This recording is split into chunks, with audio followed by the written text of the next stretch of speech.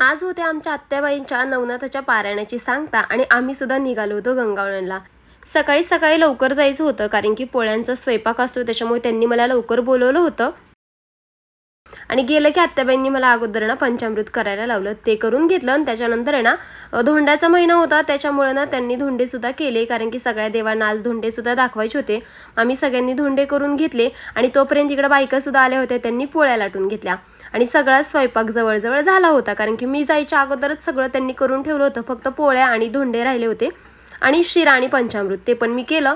आणि आत्याबाई म्हणल्या आज आहे ना तूच वाच पुस्तक, कारण की आम्हाला सगळ्यांना ऐकायचं। मग मी ना मोठ्याने पुस्तक वाचलं आणि त्याच्यानंतर सगळेजण जेवायला बसले। म्हणजे 9 मुलांना जेवायला घालायचं असतं, लहान मुलं असतात, मग त्या 9 मुलांना सुद्धा जेवायला घातलं आणि असा झाला कार्यक्रम। त्याचसोबत आमच्या आत्याबाईंची ना ग्रहपूजा सुद्धा होती, म्हणजे छोटीशीच केलती त्यांनी कारण की ही पारायणाची तर होतीच त्याच्यामुळं। तर असा होता माझा आजचा दिवस। चला, तुम्हाला कसा वाटला? भेटूयात अशाच एका छानशा व्लॉगमध्ये, तोपर्यंत बाय।